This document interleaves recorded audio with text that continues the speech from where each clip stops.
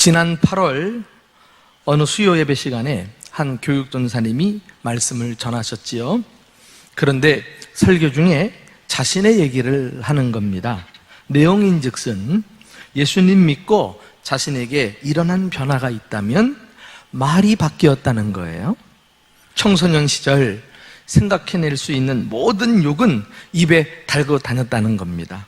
친구들에게 인기를 끌기 위해서, 또 무시를 당하지 않기 위해서 욕이란 욕은 안 해본 게 없다고 말합니다. 그런데 예수님 믿고 나니까 그 좋아하던 욕은 하지 않게 되었다는 거예요. 그 전도사님 용모를 보면 참 순진하게 생겼거든요. 그런데 청소년 시절 그런 모습이 저분에게도 있었구나 생각하니까 설교를 들으면서 웃음이 절로 나오는 거 있죠. 왜 그랬을까요? 나도 그랬으니까. 나도 고등학교 1학년 때 말이죠, 친구들에게 둘러싸여서 얘기할 때마다 온갖 욕을 섞어서 분위기를 잡던 내 모습이 떠오르는 거예요. 이야, 그때 인기 좋았죠. 예. 신나게 욕을 하면서 다 휘어잡았습니다. 예. 그래도 내가 모태신앙 아닙니까? 교회 다니면서 그때까지 그 모양으로 산 거예요. 그런데 고등학교 2학년이 돼서 대학 진로 때문에 고민하고 있는데 신학대학에 들어가서 목사가 되어야겠다, 이렇게 목표를 정하고 나니까 한 가지 결심이 생기는 거 있죠. 내가 하나님 말씀을 전하는 목사가 될 사람인데 욕을 하면서 살아야 되겠는가? 믿음의 철이 들어갔다고 해야 할까요? 큰 깨달음이 생겼다고 해야 할까요? 어쨌든 신기하게도 그 순간부터 입에서 욕이 점차 사라지더니요, 한 달 후에는 완전히 언어 생활이 달라진 줄 믿으시기 바랍니다. 예. 지금은 어느 정도인지 아세요? 지나가다가 누가 욕하는 것을 보면 소름이 끼치니까, 욕하는 사람 보면 너무나 안타까운 생각이 드는 거예요. 꼭 저런 말 하면서 살아가야 되나? 고통을 느껴요. 여러분도 예수님 믿고 언어가 달라지셨습니까? 혹시 여러분 중에는 나는 원래 욕 같은 거 안 하는 사람이니까 이 말씀은 내게 해당이 안 된다고 생각하는 분은 안 계시는지요? 욕이 꼭 쌍욕만 하는 게 아니잖아요. 욕이 뭡니까? 저주하는 말이 아니에요? 입만 열면 원망 불평하고 비난하고 험담하고 거짓말로 중상모략한다면 말로 남을 욕하는 거예요. 저주하는 거예요. 혹 이런 말들을 예수님 믿고도 심심치 않게 또 습관이 돼서 자주자주 하고 있는 사람이 있다면 정말 이 문제 해결하고 변화 받으셔야 합니다. 나도 나중에 안 사실이지만 예수님 믿으면 성령님께서 오시고요, 그 사람의 혀를 사로잡으사 그의 언어 생활을 바꾸어 주신다는 사실을 발견하게 됩니다. 여러분 기억하십니까? 예수님이 부활 승천하신 다음에 지상에 제자들이 남았어요. 약속하신 성령을 기다리며 기도합니다. 그 전까지는 그들은 무력한 사람들에 지나지 않았어요. 그런데 그가 기도하는 중에 바람 같은 성령이 각 사람에게 충만하게 임합니다. 불의 혀같이 갈라지는 성령께서 충만하게 임하시자 어떤 일이 일어났을까요? 우리 한번 직접 그 현장으로 들어가서 본문의 말씀을 읽어보실까요? 사도행전 2장 3절 4절 말씀이에요. 자, 시작. 마치 불의 혀처럼 갈라지는 것들이 그들에게 보여 각 사람 위에 하나씩 임하여 있더니 그들이 다 성령의 충만함을 받고 성령이 말하게 하심을 따라 다른 언어들로 말하기 시작하니라. 예수 믿는 사람에게 나타나는 가장 현저한 변화, 그리고 두드러진 변화는 바로 말의 변화예요. 우리가 예수 믿고 이 사람들이 성령 충만함 받은 다음에 바로 순교한 게 아닙니다. 그냥 서로 그냥 사랑하자고 죽기 살기 못하면서 지낸 게 아니에요. 그 전에 먼저 그들에게 언어의 변화가 찾아왔어요. 여기 보면 성령이 충만하게 임하셨는데 이 성령을 불의 혀 같은 성령이라고 형상화하지 않았어요?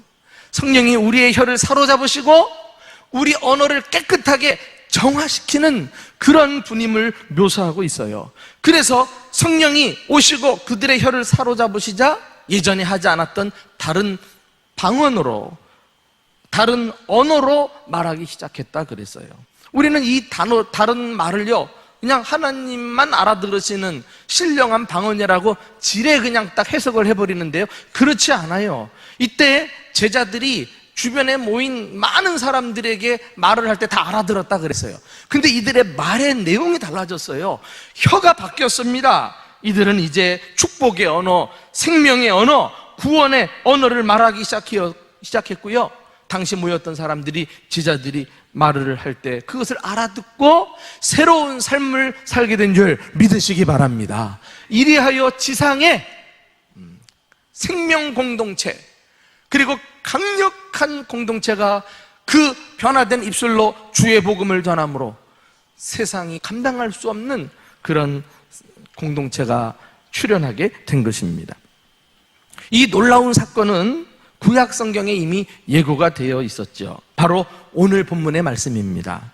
하나님은 에스겔 선지자에게 환상을 보여주십니다. 마른 뼈들이 골짜기에 질비하게 늘어선 모습이었어요. 이것은 당시 죄로 인해 멸망당한 이스라엘 민족의 처참한 현실을 잘 나타내고 있습니다. 그런데 하나님께서 이 마른 뼈와 같은 절망적인 상태에 있는 이스라엘을 다시 살려내십니다. 이렇게 하나님은 살려내는 데 관심이 있어요. 사탄마귀는 인류를 죄로 사망에 이르게 했지만 하나님은 죽은 죄인을 거듭나게 하사 회복시키시고 치유하사 새로운 삶을 살게 해 주십니다. 에스겔이 본 환상은 그렇게 해서 해피엔딩으로 끝나요. 처음에는 죽음의 골짜기를 보았습니다. 그러나 생기가 사방에서 불어오면서 마른 뼈들이 살아나서 큰 하나님의 군대를 이룬 줄 믿으시기 바랍니다. 이것은 이스라엘의 회복을 넘어서서 장차 신약시대에 성령님을 통해 생명운동이 전 세계적으로 일어날 것을 보여주는 계시의 말씀이라고 할 수 있어요. 과연 에스겔이 본 환상은 초대교회에 성령이 불같이, 또 불의 혀같이, 바람같이 제자들에게 충만하게 임하심으로 성취가 됩니다. 자, 여기까지가 오늘 말씀의 개요라고 할 수 있는데요, 근데 저는 이 본문에서 중요한 사실 한 가지를 발견하고 여러분들과 이것을 나누고 싶어요. 이 모든 생명의 역사는 말로 시작하고 말로 진행되고 말로 끝이 난다는 것입니다. 한마디로 이 본문에서 우리는 위대한 언어의 힘을 깨닫게 되는 것입니다.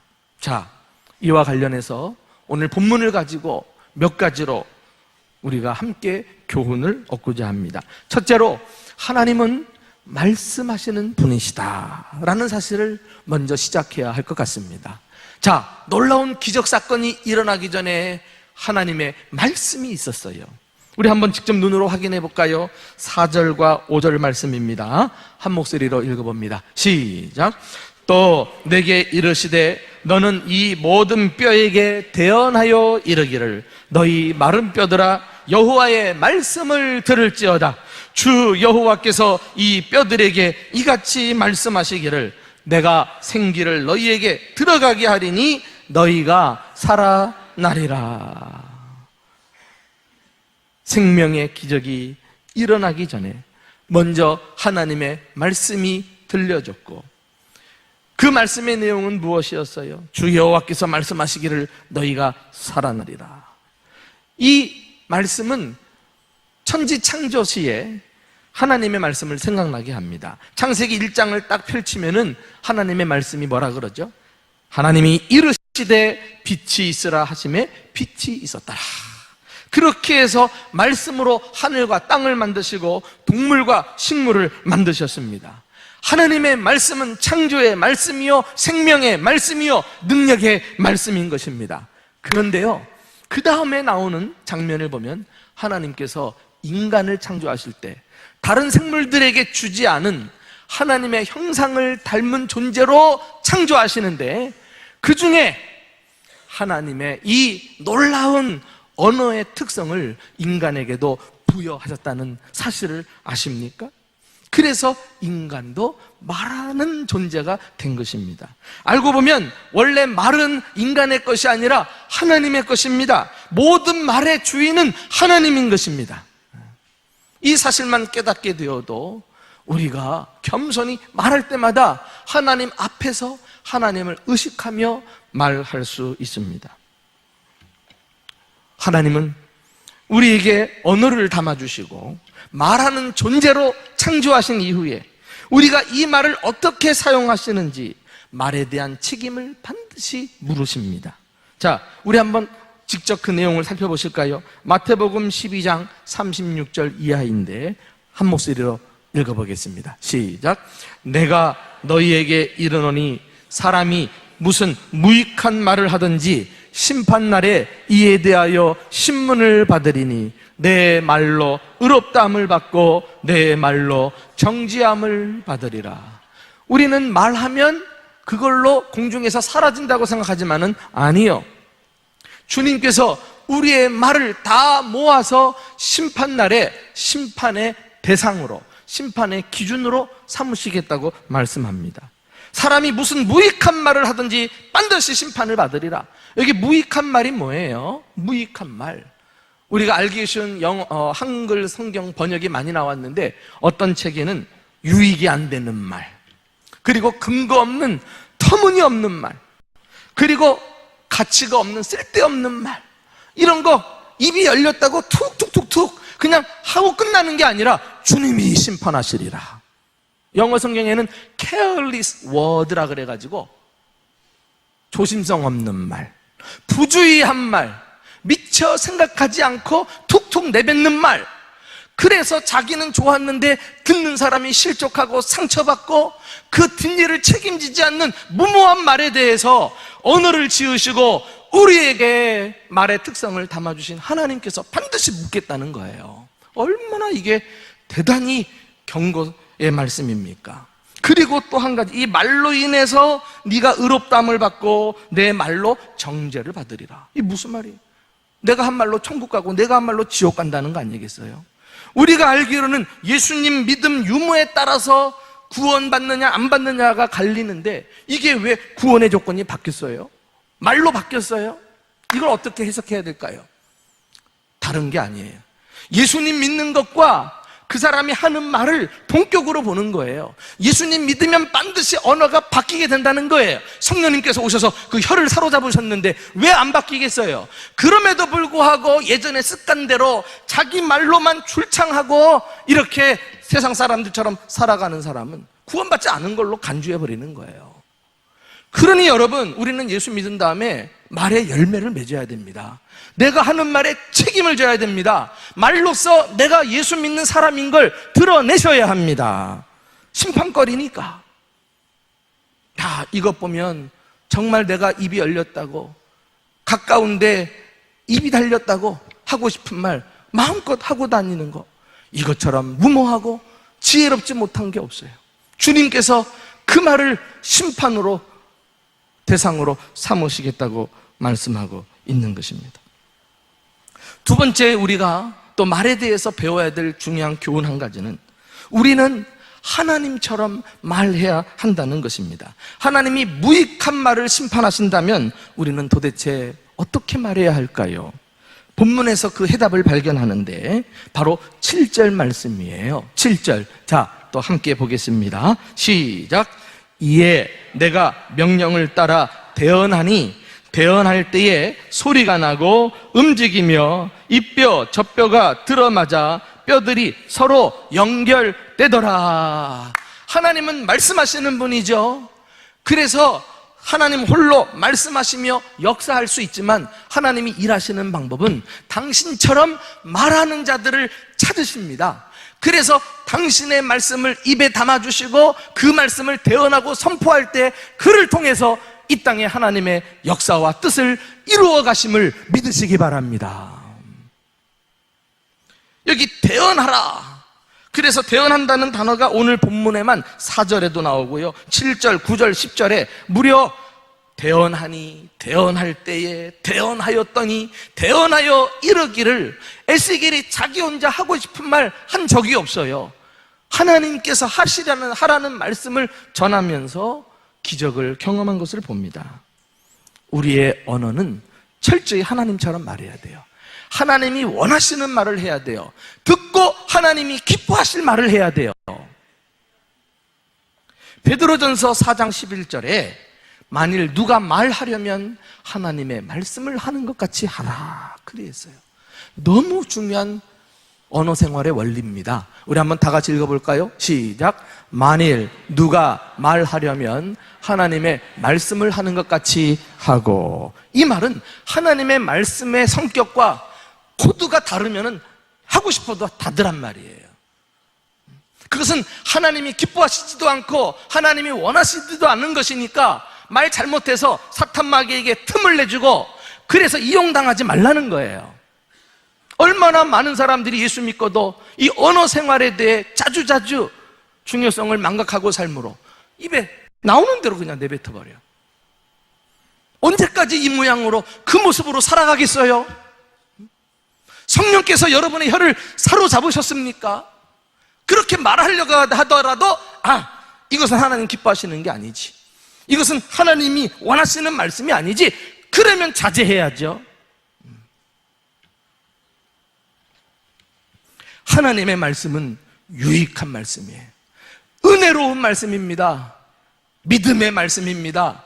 긍정의 말씀이에요. 그러나 아무 도움도 안 되는 무익한 말, 그리고 덕스럽지도 않은 말, 부정적이고 불신앙적인 말을 우리 입 밖에 담고 내뱉어서는 안 될 것입니다. 왜요? 아까 하나님께서 우리가 사용한 언어를 마지막 날에 심판하시겠다 그랬잖아요. 그런데 꼭 마지막까지 안 가도 하나님은 삶 속에서 그때 우리 언어를 귀담아 들으시고 말한 대로 역사하십니다. 이것이 언어의 막강한 영향력과 힘이라고 할 수 있어요.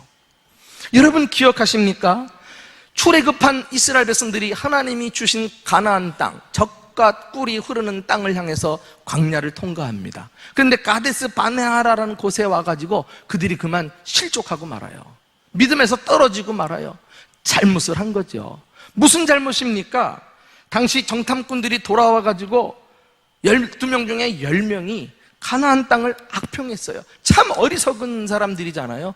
가나안 땅에 포도 열매 혼자서 둘 수가 없으니까 여러 사람이 들것을 가지고 끙끙대면서 그 포도나무 열매를 가지고 오고서도 하나님이 이스라엘 백성들을 축복해서 주실 그 땅을 악평해요. 악평. 야, 이것 보면은요, 사람들이 부정적인 성향 그리고 불평하는 이 습관은 이게 완전히 생활 패턴이야. 아무리 좋은 걸 갖다 줘도 그냥 어두운 걸 봐. 그냥 부정적인 말을 쏟아내. 이거 얼마나 공동체와 개인의 신앙생활에 정말 불행한 역사를 가져옵니까? 이스라엘 백성들 보세요. 안타까운 것은 몇몇 사람이 그렇게 불평하는 말을 내뱉었을 때 휘둘리지 말아야지. 그만 이스라엘 백성들은 하나님과 모세를 원망하면서 이 말에 영향을 받아가지고 울고불고 밤새 난리법석을 피웠다, 성경이 말씀하고 있어요. 자, 그래도 연약한 인간이니까 잠깐 노여워할 수 있어요. 그럼 그걸로 끝내야지. 이 이스라엘 백성들이 말이죠, 한 걸음 더 나아가서 마음에 있는 것을 그냥 말로 쏟아냅니다. 우리가 말이 왜 말입니까? 말, 마음에 있는 알맹이. 그래서 말을 우리가 신중하게 해야 되는 것은 그 사람 말하는 거 보면 그 사람이 내면이 다 드러나는 거예요. 그런데 이스라엘 백성들이 말이죠, 그 영향을 받아가지고 악평하기 시작하는데 뭐라고 말하냐면, 차라리 이 광야에서 죽었으면 좋았을 것을, 애굽으로 돌아가면 좋았을 것을, 우리 중에 지휘관을 세워서 애굽으로 돌아가자, 이렇게 얘기를 내뱉고만 거 있죠. 그들의 신앙의 수준, 인격의 수준, 내면의 태도가 말로 다 드러나는 거예요. 그들은 하나님 말씀을 하는 것 같이 하지 않고 하나님 없는 세상 사람들처럼 말을 하고 만 것입니다. 그리고 그 말은 사라졌던가요? 공중에 진동만 하고 그냥 멀리 퍼져나가 버렸던가요? 그렇지 않아요. 그 말을 들으시는 분이 계신데 바로 하나님이 듣고 계셨어요. 자, 우리 한번 그 장면이 기록되어 있는 민수기 14장 27절에서 하나님의 반응을 한번 보실까요? 자, 한 목소리로 같이 읽어보겠습니다. 시작. 이스라엘 자손이 나를 향하여 원망하는 바 그 원망하는 말을 내가 들었노라. 그들에게 이르기를 여호와의 말씀에 내 삶을 두고 맹세하노라. 너희 말이 내 귀에 들린 대로 내가 너희에게 행하리니 너희 시체가 이 광야에 엎드려질 것이라. 언어의 주인이신 하나님은 우리가 하는 말을 고스란히 들으세요. 하나님의 말씀의 속성은 말한 대로 이루어지는 특징이 있기 때문에 우리가 하는 어떤 말이라도 주님이 들으시고 말대로 이루어내시는 분이에요. 하나님은 시건치 않으시다 그랬어요. 그냥 보통으로 말씀하지 않으셔요. 반드시 실행하실 말씀을 진지하게 선포하시는데 이스라엘 백성들 이 말의 의미를 깨닫지 못하고 그냥 힘들다고 불평하면서 함부로 얘기하니까 주님이 들으시고 오냐? 내가 맹세하노니. 하나님 맹세하면 끝나는 거 아니겠어요? 너희가 광야에서 다 엎드려질 것이니라. 그래서 그들이 말한 대로 그들은 가나안에 들어가지 못하고 그때 믿음의 언어를 사용했던 여호수아와 갈렙이 광야에서 태어난 세대를 이끌고 그리고 가나안 땅에 들어갔어요. 여러분, 우리가 메가폰 또 스마트폰 이렇게 얘기하는데 여기 폰이 뭐예요? 소리라는 뜻 아니겠어요? 그런데 이 폰이라는 단어가 성경이 기록된 헬라어의 포네에서 왔다는 말을 아셔요? 의미를 아셔요? 포네가 어떤 뜻이? 조랑말을 가리켜요. 조랑말. 여러분, 우리가 예전에 현대자동차 그 모델 중에 하나가 포니 자동차가 있어요. 근데 그 차에 보면은 포니라고 영어가 써져 있고 그 옆에 말 그림이 딱 옆에 붙여 있습니다. 이 조랑말처럼 잘 달린다는 뜻 아니겠어요? 이것이 인간의 언어예요. 우리가 하는 말은 내 운명을 싣고 말한 대로 달려가게 돼 있어요. 그리고 반드시 말한 대로 이루어내요. 무엇보다도 하나님이 그대로 행하신다 그랬어요. 하나님은 말에 책임을 지시는 분이니까.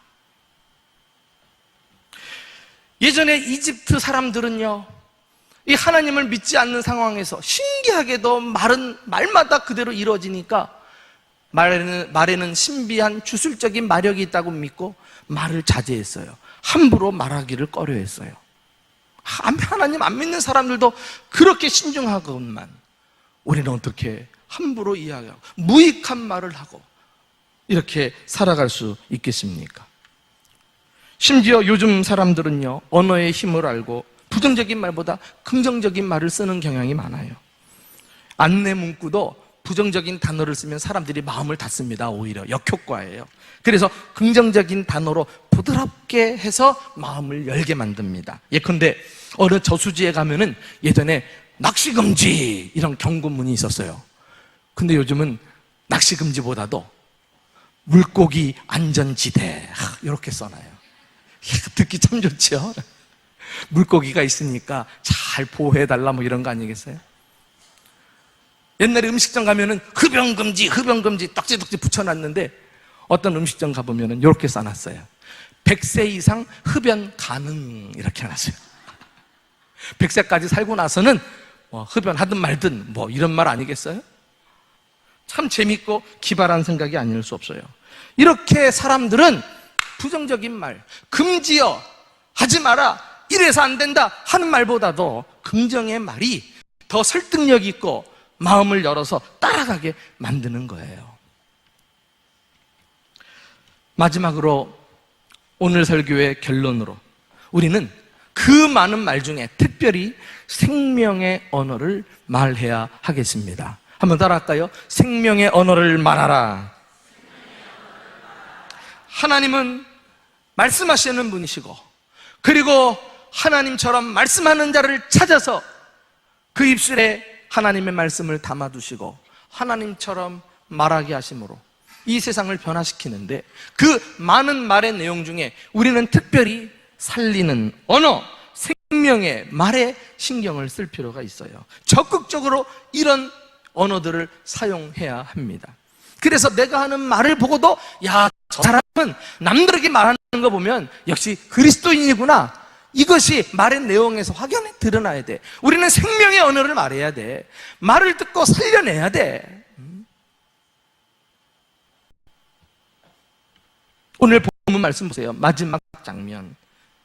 기어코 에스겔이 하나님 말씀을 베어내서 마른 뼈라기들을 살려내잖아요. 자, 우리 9절 10절 한 목소리로 읽어보십시다. 자, 시작. 또 내게 이르시되 인자야, 너는 생기를 향하여 베어나라. 생기에게 베어나여 이르기를 주 여호와께서 이렇게 말씀하시기를 생기야, 사방에서부터 와서 이 죽음을 당한 자에게 불어서 살아나게 하라 하셨다 하라. 이에 내가 그 명령대로 대언하였더니 생기가 그들에게 들어가매 그들이 곧 살아나서 일어나 서는데 극히 큰 군대더라. 앞서 살펴본 대로 광야의 이스라엘 백성처럼 사망의 언어, 불신앙의 언어, 저주의 언어를 사용하면 살아있는 것도 죽을 수가 있어요. 그러나 에스겔처럼 하나님 말씀을 대언하면서 생명의 언어, 축복의 언어 사용하면 죽은 것도 살아나는 기적이 일어나는 줄로 믿습니다. 에스겔이 마른 뼈를 향해 생기를 불어넣은 것은 하나님께서 인간을 창조하실 때 흙으로 빚으시고 그 코에 생기를 불어넣어 살아있는 존재가 되게 하신 것을 연상케 해줍니다. 한마디로 에스겔은 자신의 말을 가지고 하나님의 창조 사역, 생명 사역에 참여하고 있는 거예요. 쓰임 받는 거죠. 오늘 본문의 클라이막스는 마지막 절 10절이에요. 읽을 때마다 신바람이 나요. 우리 다 같이 조금 전에 읽었습니다. 10절만 한번 다 같이 읽어봅시다. 시작. 이에 내가 그 명령대로 대언하였더니 생기가 그들에게 들어가매 그들이 곧 살아나서 일어나 서는데 극히 큰 군대더라. 여러분, 살리는 일을 누가 합니까? 생명을 가진 우리 그리스도인들이 해야 되지 않겠습니까? 이 세상 구석구석에 죽어 마른 뼈다귀와 같은 소망 없는 자들을 향해서 생명의 언어를 선포하고 축복의 말을 전해서 그들을 다 살려내고 하나님의 큰 군대를 이루게 해야 되지 않겠습니까? 하나님이 에스겔을 사용하셔서 하셨어요. 오늘 본문의 말씀은 에스겔의 대언의 말씀으로 처음부터 끝까지 이어져 있어요. 우리가 그 일에, 이 세상을 아름답게 하고 살리는 일에 이제는 우리가 쓰임받아야 되지 않겠어요? 하나님 살려놓은 것을 우리가 죽이면 되겠어요? 한 사람 전도하는 것도 힘든데 꾸역꾸역 자기 발로 찾아온 것을 우리가 지각 없는 말로 철없이 내뱉어서 그 사람 상처받고 떠나게 해서야 되겠어요?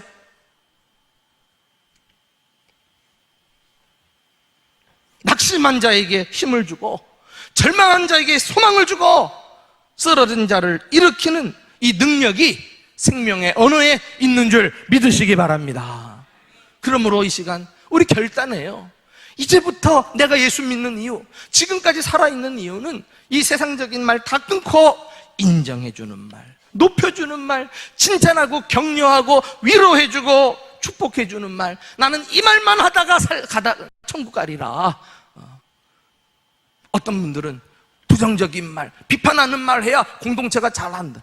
내가 장담하건대 그렇게 가서 잘 되는 것보다도 오히려 긍정적인 말, 믿음의 말, 칭찬하는 말 해주면 더 빠르게 좋은 효과를 볼 줄로 믿습니다. 그 더디 가는 거 뭐 교만하게 그렇게 불평하고 비난하고 공동체 힘을 빼고 그런 방법을 예수 믿는 사람들이 왜 취하고 따라 살겠어요?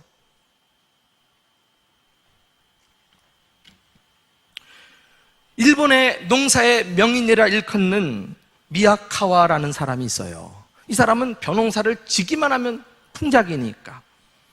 그래서 자신의 농사 비법을 소개했는데요, 벼가 모판에서 싹을 낼 때 매일매일 논에 나가서 싹을 보면서 이야기를 해준답니다.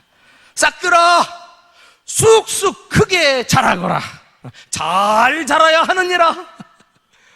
계속 좋은 말로 계속 격려해 주는 거죠.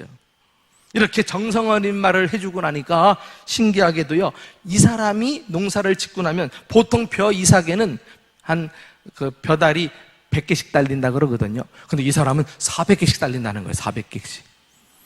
농사의 명인이 되었다니까. 일본에서 유명한. 격려의 말은 식물도 알아듣고 힘을 내게 만듭니다. 얼마나 놀라운 말의 힘입니까? 하버드 대학교 한 연구소에서 특별한 실험을 했어요. 부부간에 오가는 말을 단 30초만 분석을 해도 이 부부가 결혼 생활을 지속할지 아니면 이혼할지 90%를 예측할 수 있다는 거 아니에요? 그러면서 하는 말이, 결혼 생활을 지속하고 있는 부부의 경우에는 비방하는 말과 인정하는 말의 비율이 1대5라는 거예요. 살면서 왜 불평이 없겠어요?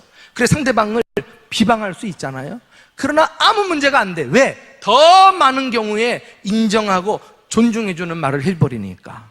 그러면서 사랑이 지속적으로 이어져 갈 수가 있다는 거 아니겠어요? 그런데요, 이혼하는 이런 가정을 보면은 통계가 거꾸로예요.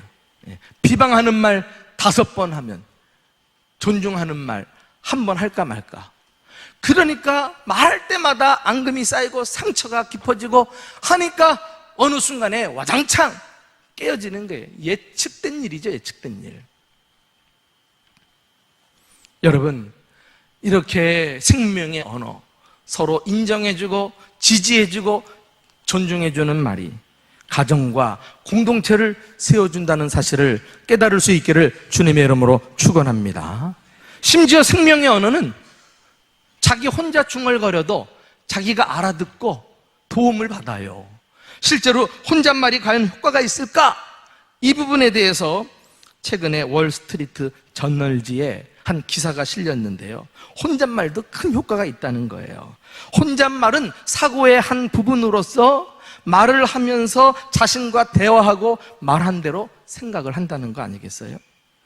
힘내보자, 너는 할 수 있어, 이러면은 진짜 자기 몸이 알아듣고 그 말대로 몸이 조종이 된다는 거예요. 그래서 훨씬 많은 경우에 어떤 일을 해놨는데 실제적인 도움을 얻게 된다고 합니다. 안 믿어지죠? 안 해봤으니까. 여러분, 작년에 브라질에서 올림픽 할 때, 리우 올림픽 기억하시죠? 이때 무엇이 떠오릅니까? 펜싱 종목에서 박상영 선수 기억하십니까? 결승전까지 올라갔는데 경기 종료 47초를 앞에 두고요, 10대 14로 지고 있었어요. 그래서 우리가 TV 중계를 보면서 아이, 금메달 하나 날아갔다 뭐 이러고 봤잖아요. 입도 방정이지 왜 그 말을 해? 끝까지 지켜볼 일이지. 그런데 이야, 순간 그 47초 사이에 찌르고 대역전극을 펼친 줄 믿으시기 바랍니다. 그 이유가 뭐예요? 그 47초 막간에 잠시 쉴 때 말이죠, 의자에 앉아가지고 카메라가 옆모습을 보여주는데 혼자 중얼중얼 되게 궁금했어요. 근데 나중에 인터뷰하는데 나는 할 수 있다, 나는 할 수 있다, 나는 할 수 있다, 요 세 마디로 금메달의 주인공이 된 것입니다. 이야, 이게 우연이라고요? 그렇지 않아요. 실제로 혼잣말을 연구한 학자는 기양할 때 그냥 추상적으로 말하지 말고 구체적으로 자기 이름을 넣어서 이야기하면 더 큰 효과를 본다 그랬어요. 난 할 수 있어, 그냥 이렇게 말하지 말고 상용이는 할 수 있어 뭐 이런 거잖아요. 와, 내가 말하고 나니까 힘이 갑자기 쏟네 그냥. 여러분, 우리가 설교를 들을 때마다 나는 그 예수 안에서 행복합니다, 평안하고 건강합니다, 이거 왜 주구장창 우리가 고백합니까? 이 언어의 훈련 아니에요? 하나님이 알아듣고 나도 알아듣고 말하는 옆 사람도 알아듣고 다 살아나자는 거 아니에요?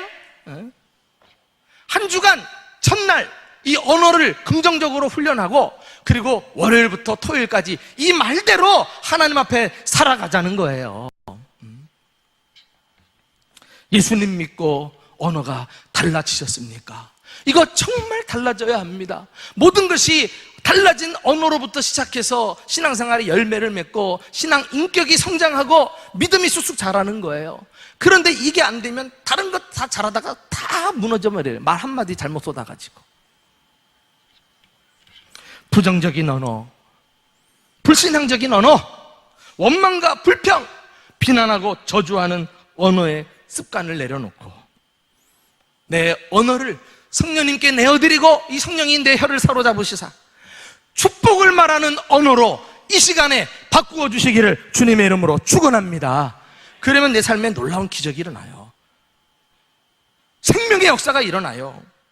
말을 할 때마다 하나님 말씀을 하는 것 같이 하고 많은 말 중에 생명의 언어를 말함으로 나 자신은 물론 교회와 가정과 우리 사회를 아름답게 만들어가는 저와 여러분 될 수 있기를 주님의 이름으로 축원합니다.